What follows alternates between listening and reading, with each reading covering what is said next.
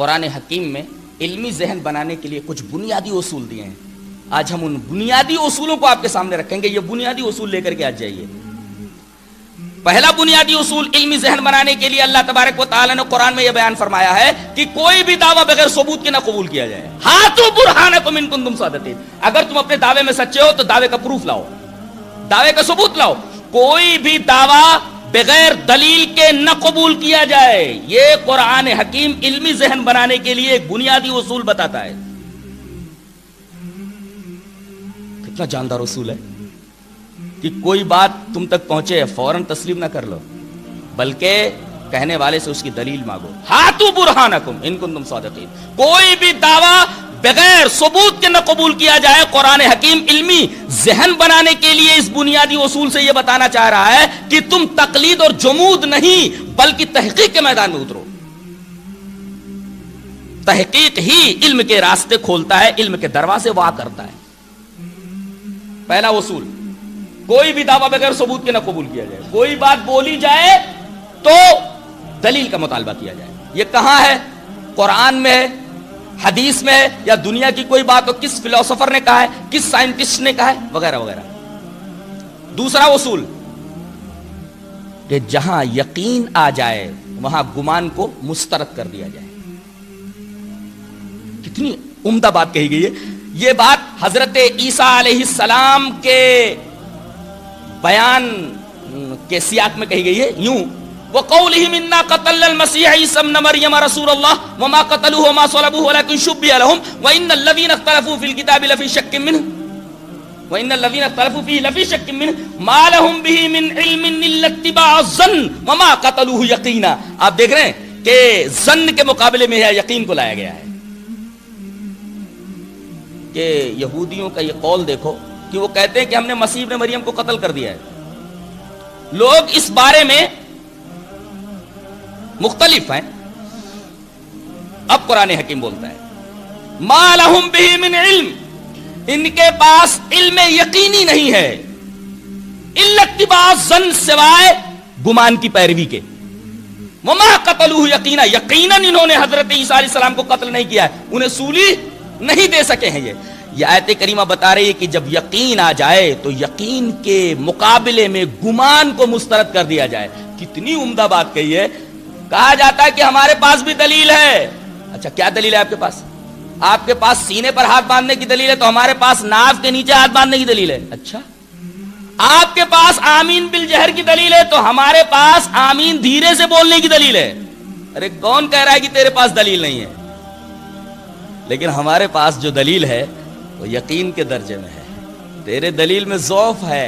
اور قرآن حکیم خود کہہ رہا ہے کہ یقین جب آ جائے تو گمان کو لات مار دیا جائے, گمان کو مسترد کر دیا جائے. اگر حدیث صحیح آ جائے تو حدیث صحیح کے مقابلے میں دلیل ضعیف کو, حدیث ضعیف کو مسترد کر دیا جائے. یہ قرآن حکیم کا بیان ہے, قرآن حکیم کا حکم ہے. اب یہاں حدیث صحیح موجود ہوتی ہے, ضعیف حدیث کے اوپر عمل کرتے رہتے, کہتے ہیں ہمارے پاس بھی دلیل ہے. واہ بھائی واہ, اللہ, ہمارے پاس بھی دلیل ہے. قرآن حکیم بولتا ہے جب یقین آ جائے تو گمان کو لات مار دیا جائے, گمان کو مسترد کر دیا جائے. ما لہم بہ من علم الا اتباع الظن, ان کے پاس یقین نہیں ہے سوائے گمان کی پیروی کے. یعنی یقین آ جائے تو گمان کو مسترد کر دیا جائے. یہ دوسرا اصول ہے. تیسرا اصول قرآن حکیم میں بتا رہا ہے علمی ذہن بنانے کے لیے کہ محسوس چیزوں میں مشاہدہ اور تجربہ کا مطالبہ کیا جائے. بڑی ہی عمدہ بات ہے, بڑی ہی عمدہ بات ہے. محسوس چیزوں میں, جو چیزیں محسوس ہوتی ہیں, دکھائی دیتی ہیں, محسوس چیزوں میں مشاہدہ کا اور تجربے کا مطالبہ کیا جائے.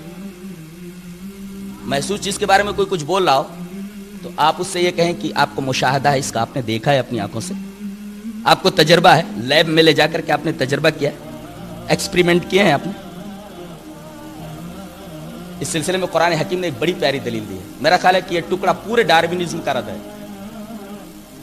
ڈاروین کے بارے میں آپ جو کچھ پڑھیں گے اس کے رد میں یہ آیت کریمہ, بلکہ آیت کریمہ کہ یہ ٹکڑا پورے ڈاروینزم کے رد کے لیے کافی ہے.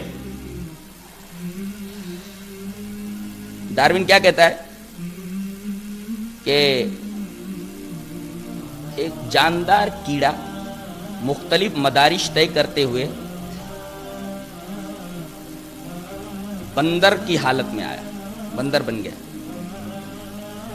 اور بندر نے مختلف مدارج طے کرنے کے بعد انسانیت کا قالب اختیار کر لیا.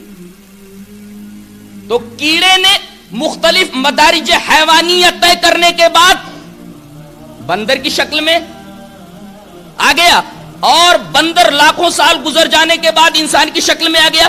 بندر نے انسان کا قالب اختیار کر لیا. یہ ڈارونزم کا پروپیگنڈا ہے، یہ پروپیگنڈا ہے. یہی چیز بچوں کو بھی پڑھائی جاتی ہے. انسان پہلے کیڑا تھا، پھر بندر بنا، بندر سے پھر انسان بنا. یہی بات تو مشرکین بھی بولتے تھے. کیا بولتے تھے؟ وَجَعَلُوا الْمَلَائِكَةَ عباد الرحمن اناثا.